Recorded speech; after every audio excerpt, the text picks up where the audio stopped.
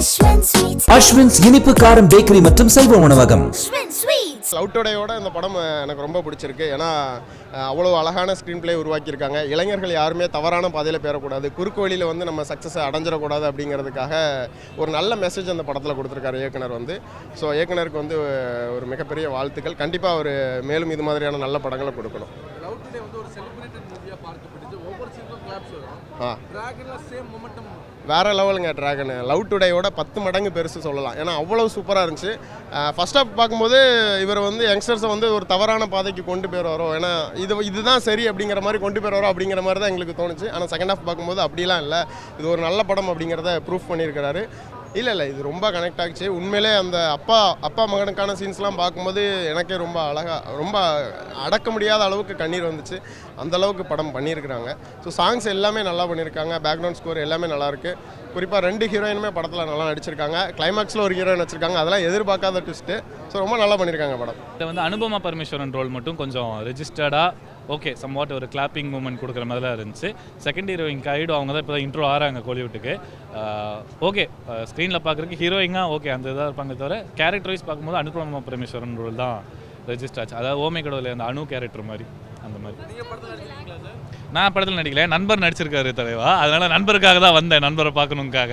So நண்பரை பார்த்தேன், happy. Okay அந்த இதில் ஹர்ஷத் கான் ஃப்ரெண்டு தான், அவனோட ஆக்டிங் ரிலீஸ் பண்ணதுனால அவனோட பார்க்குறதுக்கு தான் வந்தேன். ஸோ சிறப்பாக இருந்துச்சு.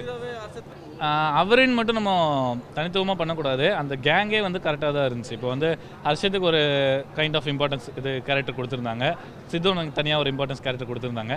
கொடுத்த வரைக்கும் ஜஸ்டிஃபை பண்ணாங்க இந்த இதில். பர்ஃபெக்டாக இருந்துச்சு. அதான் பிரதீப்பின் தாண்டி நிறைய கேரக்டர்ஸ் வந்து ரெஜிஸ்டர் இருந்துச்சு. இப்போ லவ் டுடேல வந்து அவர் மட்டும் தான், அவரோட கேரக்டர் மட்டும் தான் ரெஜிஸ்டர் ஆகிற மாதிரி இருந்துச்சு. ஏன்னா மெயின் பிளாட்டாக இருந்துச்சு. இதில் வந்து எல்லாரோடைய காஸ்டியூம் க்ரூவுமே பர்ஃபெக்டாக அமைச்சிருந்தாங்க.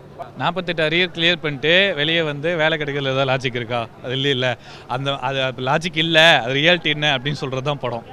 அது இது கண்டிப்பாக இப்போ லாஜிக் இல்லாமலாம் இல்லை படம் வந்து. அதான் சொல்கிறேன், எஜுகேஷன் சம்மந்தப்பட்டு தமிழ் சினிமாவில் எத்தனையோ படங்கள் வந்துருக்கு, கல்வி சார்ந்து கல்வி இம்பார்ட்டன்ட் சொல்கிறது. ஆனால் கல்வியிலையும் வந்து ஓகே காலேஜ் இப்போ அந்த 20 to 30s இருக்கிறவங்களுக்கு வந்து அந்த அரியர் வச்சா கெத்து, அப்போ தான் கேர்ள்ஸ் எல்லாம் ஃபாலோ பண்ணுவாங்க, அதுமாதிரி மாஸ்க் காட்டணும் அப்படின்னு நினைக்கிறவங்களுக்கெல்லாம் இல்லைடா ஸ்ட்ரைட் எல்லாருமே இல்லை ஃபேமிலி ஆடியன்ஸாக பார்க்க வேண்டிய படம் தான், யங்ஸ்டர்ஸ் மட்டும் இல்லை.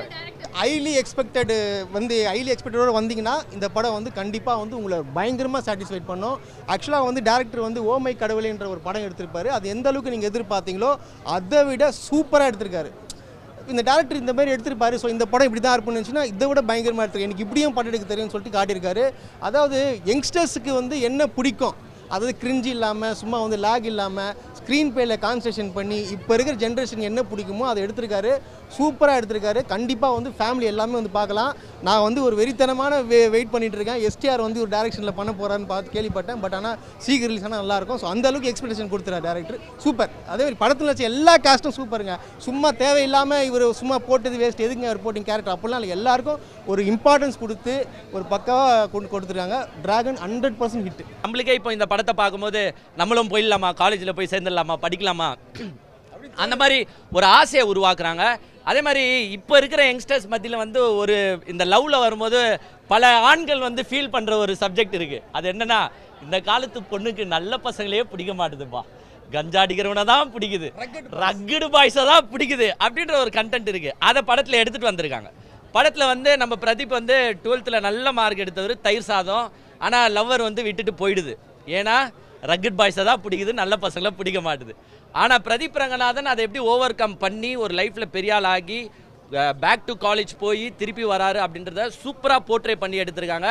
ஸோ இந்த காலத்து யங்ஸ்டர்ஸ் யாரும் ஃபீல் பண்ணாதீங்க. பொண்ணுங்க வந்து ரக்கட் பாய்ஸை ரசிப்பாங்க, ஆனால் கல்யாணம் பண்ணிப்பாங்களான்னா பண்ணிக்க மாட்டாங்க. நல்ல பையனை தான் கல்யாணம் பண்ணிப்பாங்க. ஸோ வெயிட் பண்ணி நல்ல பொண்ணை தேடி கல்யாணம் பண்ணுங்கன்றதை இந்த கதை சூப்பராக சொல்லியிருக்காங்க. செய்திகளை உடனுக்குடனும் துல்லியமாகவும் தெரிந்து கொள்ள சப்ஸ்கிரைப் பண்ணுங்க.